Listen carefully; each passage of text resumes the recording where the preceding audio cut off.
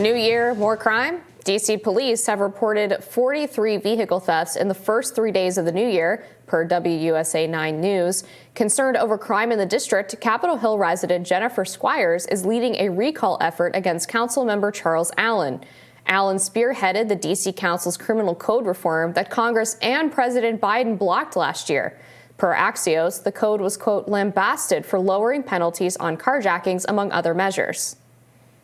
Squires, who had previously voted for Allen, formed a recall committee last month because she believes Allen's reform bill was, quote, going in the wrong direction. According to the data from the Metropolitan Police Department, carjackings in D.C. nearly doubled last year.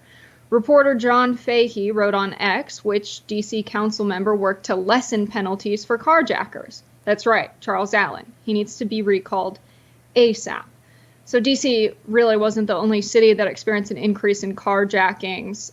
This was the only actual metric that's tracked by FBI data nationally. It covers about 78% of the U.S. population, where they saw a 10% increase in motor vehicle theft, but actually a decrease in violent crime by 8%, murder by 15.6%, rape by 14.8%, robberies down by 9.4%, aggravated assault down by nearly 7%, property crime down by 6.3%, burglary down by 11.7%, larceny theft also 8.5%. So every other metric, we saw crime go down by sometimes in figures as high as 15%. So that's really good to see. So I think about like what contributes if property crime is also down and burglary is also down.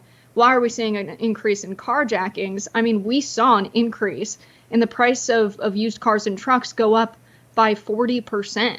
That's a very high number. I think people are really struggling to afford cars. And it's really sad because you see the main contributing factor of this to be markups done by dealers of 35 and 65%. And you see them raking in record profits. So as the price goes up, their profits go up as well. They're not just accounting for, an incurrence of production cost. They're just raising the price as a part of their regular dealership markup. And people are really struggling. They need cars to go get groceries, go to work, what have you. I think this is a huge misunderstanding of why people are taking cars. And I'll start with the fact, with your point on violent crime. Across the country, yes, violent crime decreased between 2020 and 2023 for a variety of reasons, not least of which being the end of the pandemic. But in major metropolitan cities, violent crime is still up. In fact, in D.C., violent crime is up 39%. Carjackings have doubled, among other metrics. But on the issue of carjackings, the cars are not being stolen because people need cars to go get groceries. The cars are stolen and taken to chop shops where they are then torn apart and sold for profit, or they are taken to use in the commission of other crimes and then dumped elsewhere. So the vast majority of cars that are stolen in the nation's capital are often found later on abandoned, sometimes destroyed, not to mention the fact that a lot of the individuals responsible for these carjackings are, one, repeat offenders. Actually, 80 to 90% of carjackings in D.C. are committed by the same group of 10 to 20 people. But also many of them are actually too young to even really drive, as was the case in the infamous story about an Uber driver who was carjacked by a group of teens. Those teens were too young to drive. They were between the ages of 13 and 15 years old. They ended up crashing the car and killing the Uber driver. So this is not a case of people stealing cars because they can't afford them and they need them to live their daily lives. They're taking these cars because, one, they can make money off of them, or two, they're using them in the commission of other crimes. I recently went up to Long Island and sat in with the DA there, the District Attorney Ray Tierney, and he told me that what happens quite frequently is that the cars are taken in the service of drive-by shootings and then abandoned as a means of trying to prevent a connection from the people who commit the shootings with the car. So I just fundamentally, your perspective on what's happening in D.C. and the carjackings is false. I would also say that Charles Allen has a problem far beyond the carjackings. He, in that rewriting of the D.C. criminal code, wanted to eliminate all mandatory minimums for all crimes. He wanted to reduce the maximum sentences for many of the crimes. And this bill was deemed so objectionable that the Washington Post, Joe Biden, and a huge swath of the Democratic Party rejected it And he was also responsible for this idiotic bill in D.C. that ended up passing. It's called the Second Look Act. That passed in 2020, I believe. That would allow anyone under the age of 25, because he says your brain's not fully developed by 25. So basically, if you commit a crime before then, it's no big deal. People under the age of 25 who are in jail for the worst offenses, including murders and rapes, can get out in 15 years so long as they abide by some certain guidelines. The judge is not even allowed to consider whether they show remorse. They're not allowed to consider the nature of the offense. If that person serves 15 years in prison, so if you're a 20-year-old man who rapes and murders a woman, you can get out by the time you're in your mid-30s, thanks to this D.C. bill. So I would think it would be a huge service to the people of D.C. if Charles Allen and, frankly, some other members of the D.C. City Council who helped vote these proposals through would be recalled. I think now, as we're just getting in all of the national data on what crime looks like in 2023 compared to previous years, focusing on carjackings in D.C., which is probably the one highest metric you can pick, paints a particular picture about what's going on in the country, and that kind of storytelling about the details of how carjacking happens, I think, is what contributed to the public feeling like crime was more of an issue than it was. Concerns about crime are the highest they've been in a decade, despite nationally crime being down 8.2%. And you said that in America's biggest cities, violent crime is down. It's actually not. In the 5 biggest cities in America, last year's data shows that murders are down 10%. This data is not influenced by crime going down in rural areas. What was murder is only one piece of violent crime. Violent crime refers to all kinds of different crimes that occur. In D.C., violent crime is up 39% over last year. Murder so it's not just carjackings. Is down 12.7%. There are 2 exceptions in the data. This includes Los Angeles, Chicago, New York City, Detroit, Baltimore, St. Louis, Milwaukee, New Orleans. Right, but you're talking about murder, but you're saying that people shouldn't focus on just one metric in terms of carjackings, but now you're saying just murder. Violent crime is up 39% in D.C. That's a fact. D.C. is one city in the United States. And that's the one we're talking about. Charles Allen is on the D.C. City Council. Right, and I think it's dishonest when we're getting all of the data in about crime from the year to just focus on D.C. and talk about carjackings. Well, people who live in D.C. care about D.C. That makes sense, right? Their elected officials are pushing through proposals that make it easier for criminals to get off the hook, particularly the most violent criminals in the case of Charles Allen, who has the Second Look Act that he helped pass, and pass in 2020. That matters to people who live there. Of course it matters to people in D.C., but I think a lot of our viewers are not in D.C. and they care that violent crime is actually halved since 1990. It's a steady trend. It's not just year over year. And year to date, compared to last year, it's down 12.7%. Violent crime overall nationally.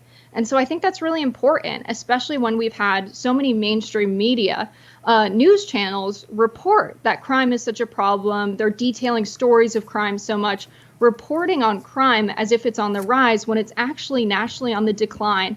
And murder is on the decline in America's major cities. We're also seeing a decrease in violent crime nationally at 12.7%. That's a significant amount. So I really think it's just fear-mongering as an excuse for what?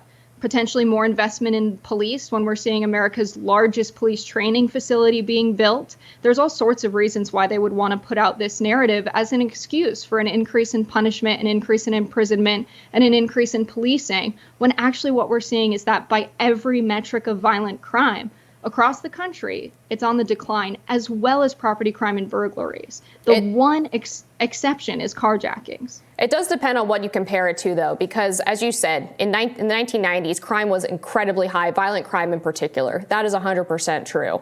And crime has decreased steadily since the 90s. However, if you look at 2019 and 2020, that was when violent crime started to spike. And so, yes, the numbers are down year over year, but they're still far higher than they were prior to the pandemic. That's why people still feel that there's a problem with crime, there's a problem with public safety. And Charles Allen has been, I think, one of the worst things to happen to D.C. in terms of his writing and proposal of all of these various changes to the criminal code, changes to how criminals are sentenced. And I think carjackings do matter. I mean, yes, it's one data point. But if you're an individual who feels like you can't drive into your city and park your car in a street parking spot because you're liable to be subject to a carjacking, or in DC, armed car robberies are up quite high as well.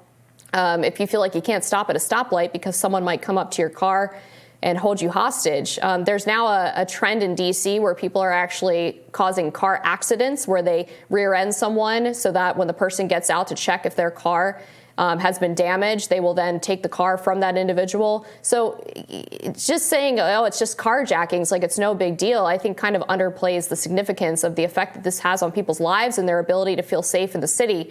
Not to mention the fact that criminals don't stop with carjackings. Typically what happens is that when people get away with lower level crimes, over time they escalate their behavior and they get involved in more significant crimes and eventually turn to violence. This is a proven statistical fact that criminals tend to escalate the longer they go without consequences for their actions.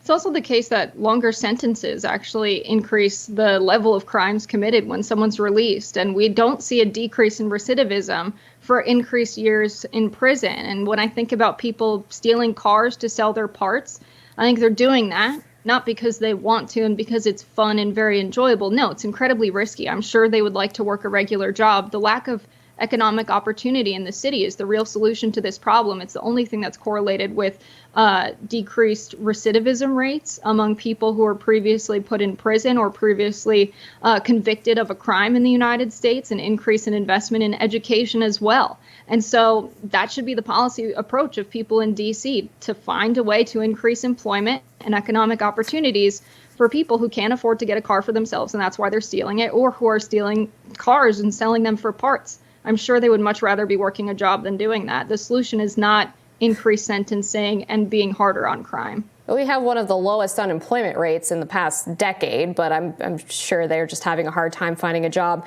And your point on recidivism, I mean, the people who spend more time in prison are usually sentenced that way because they are the more aggressive criminals. They've usually committed violent crime or they've had multiple offenses already. It's not the case that someone goes in for a carjacking and spends 15 years and then they get out, and because they've been so abused by the prison system that they go on to commit more crime. The correlation there is due to the fact that the worst criminals are the ones receiving the longest sentences. I hope we do another segment on this next week because there's so much to dive into, but we're out of time now. We'll be back with more Rising after this.